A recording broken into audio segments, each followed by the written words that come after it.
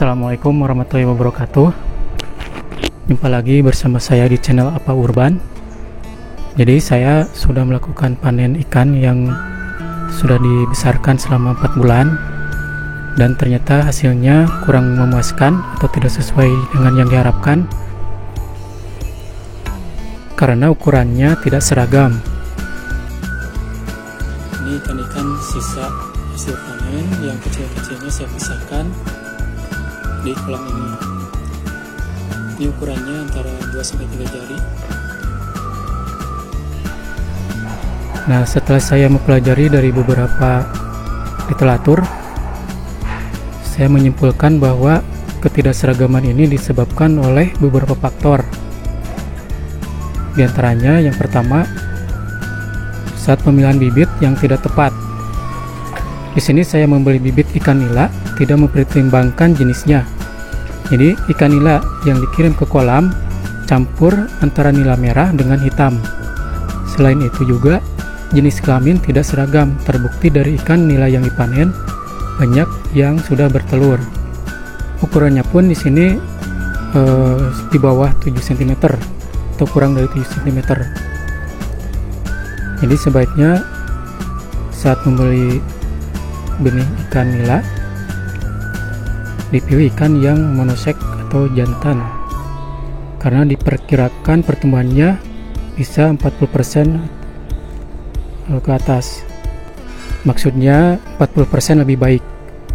Untuk memudahkan panen berkaitan dengan harga jual juga, sebaiknya seragam satu jenis ikan nila merah atau hitam saja. Kualitas bibit mempengaruhi pertumbuhan ikan nila. Kita bisa membeli di balai-balai pembibitan atau ke pembibit yang sudah terpercaya. Ukuran pembesaran sebaiknya antara 8-10 cm agar ikan lebih mudah beradaptasi di kolam. Yang kedua, faktor oksigen.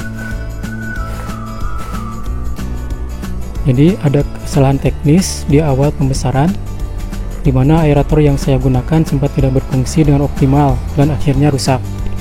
Sementara faktor oksigen merupakan faktor yang mempengaruhi kualitas air. Kelarutan oksigen merupakan faktor kritis dalam budidaya ikan secara intensif.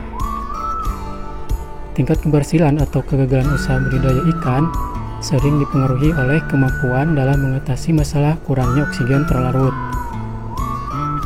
Jadi ketersediaan oksigen terlarut dalam media budidaya menjadi salah satu faktor keberhasilan budidaya.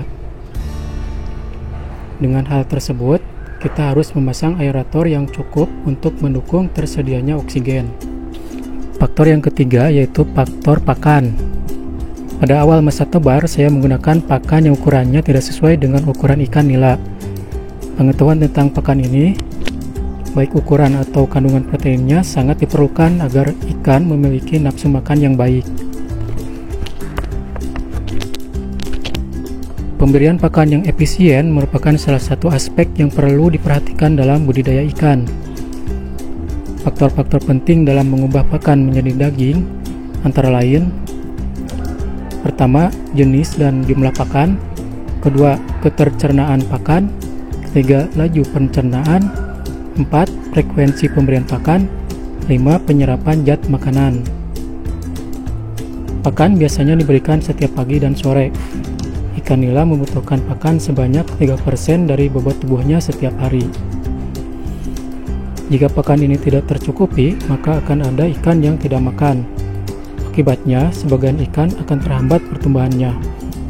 Bahkan pada kondisi yang ekstrim, ikan-ikan yang lebih kecil bisa diserang oleh ikan yang lebih besar, sehingga mengalami luka-luka dan dapat mengakibatkan kematian. Ini ikan-ikan sisa hasil panen yang kecil-kecilnya saya pisahkan di kolam ini. Ini ukurannya antara 2-3 jari.